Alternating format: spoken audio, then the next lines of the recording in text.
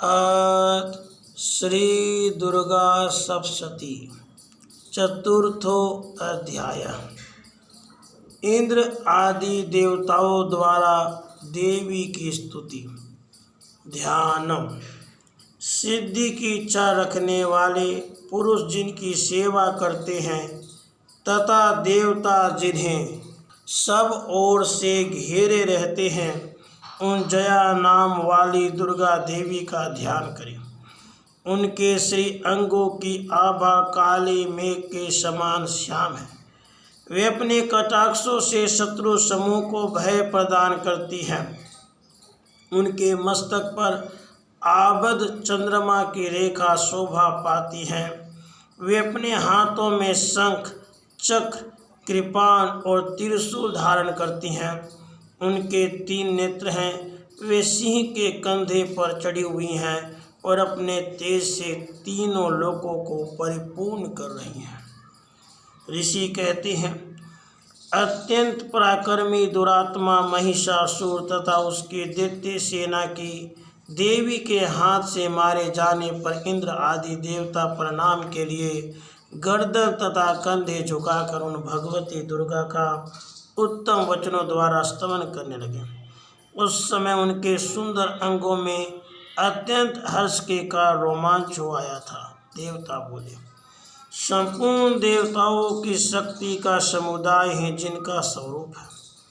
जिन देवी ने अपने शक्ति से संपूर्ण जगत को व्याप्त कर रखा है, समस्त देवताओं और महर्षियों की पूजनिया उन जगदम्बा को हम भक्ति पूर्वक नमस्कार करते हैं। वे हम लोगों का कल्याण करें। जिनके अनुपम प्रभाव और बल का वर्णन करने में भगवान शेषनाग, ब्रह्मा जी तथा महादेव जी भी समर्थ नहीं हैं, वे भगवती चंडिका संपूर्ण जगत का पालन एवं अशुभ भय का नाश करने का विचार करें।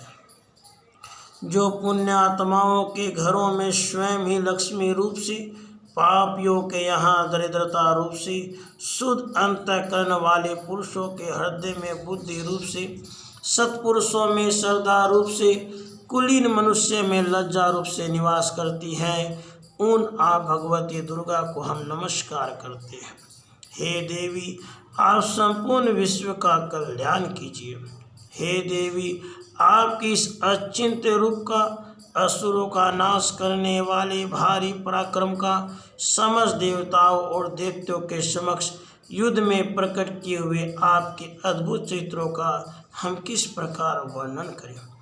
आप संपूर्ण जगत की उत्पत्ति में कारण हैं। आप में सत्वगुण, रजोगुण और तमोगुण है। ये तीनों गुण मौजूद हैं तो भी दोषों के साथ आपका संसर्ग नहीं जान पड़ता। भगवान विष्णु और महादेव जी आदि देवता भी आपका पार नहीं पाते। आप ही सबका आश्रय हैं।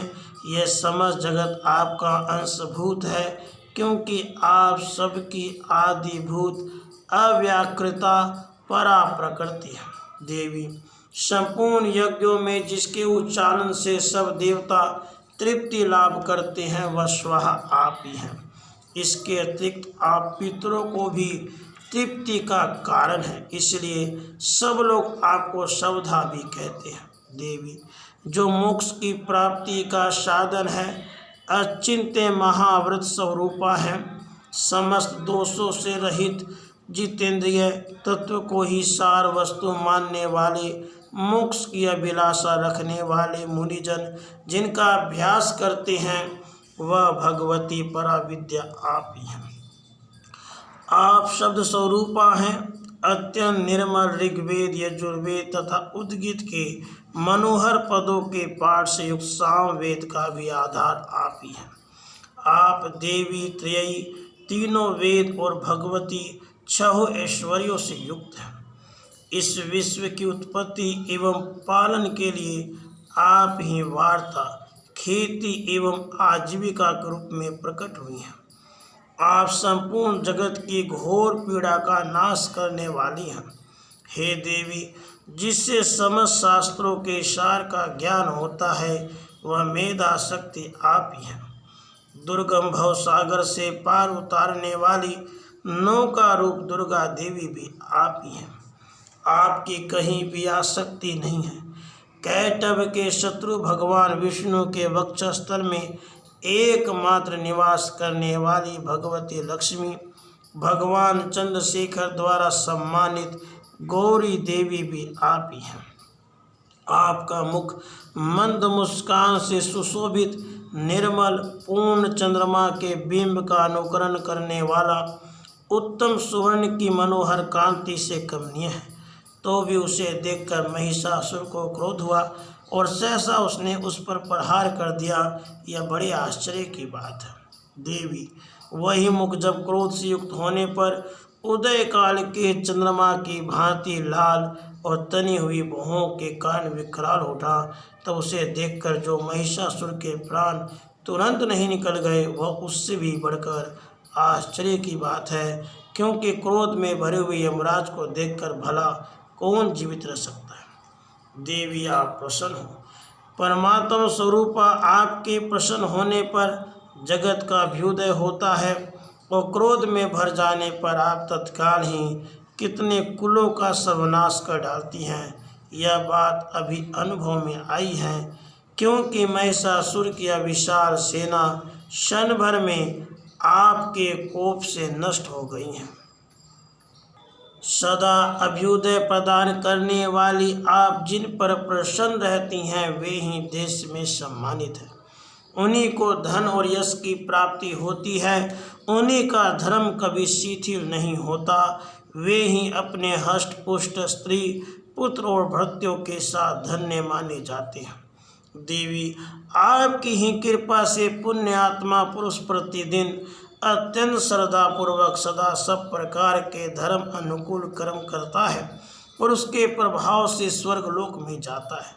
इसलिए आप तीनों लोकों में निश्चय ही मनोवांछित फल देने वाली हैं। हे माँ दुर्गे, आप स्मरण करने पर सब प्राणियों का भय हर लेती हैं और स्वस्थ पुरुषों द्वारा चिंतन करने पर उन्हें परम कल्याणमयी बुद्धि प्रदान करती हैं। दुख, दरिद्रता और भय हरने वाली देवी, आपके सिवा दूसरी कौन है जिसका चित्त सबका उपकार करने के लिए सदा ही दयाद्र रहता है। हे देवी, इन राक्षसों के मारने से संसार को सुख मिले।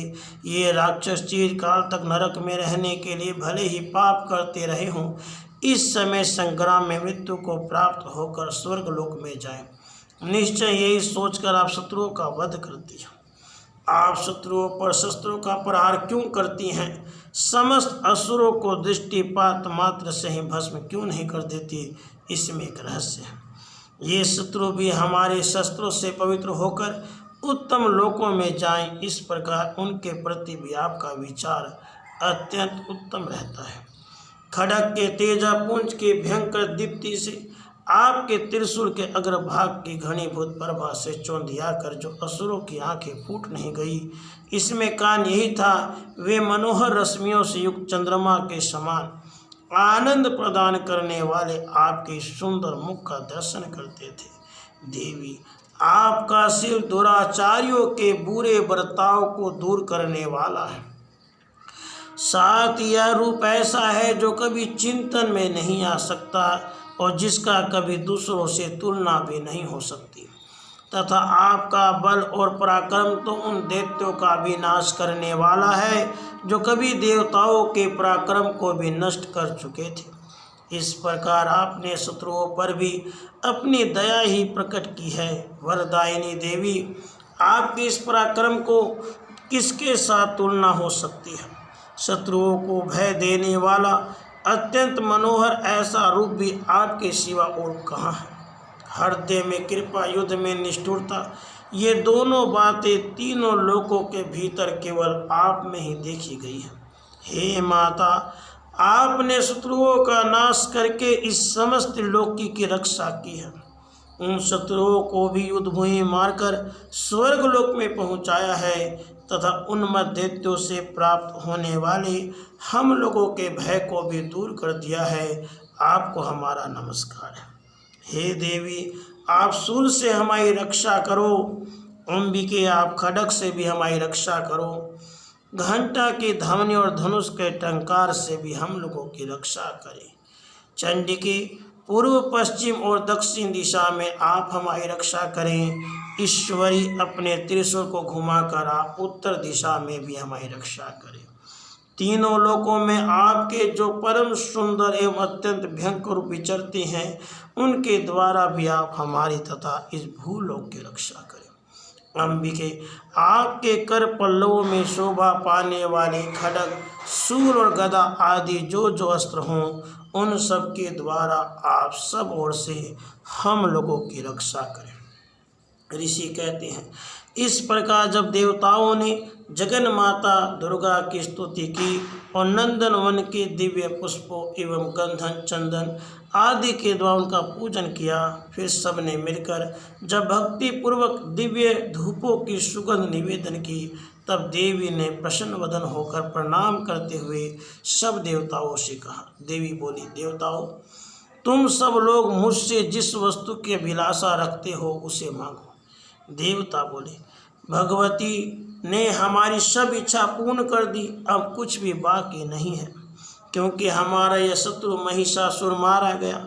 महेश्वरी, इतने पर भी यदि आप हमें और वर देना चाहती हैं तो हम जब जब आपका स्मरण करें तब तब आप दर्शन देकर हम लोगों के महान संकट दूर कर दिया करें।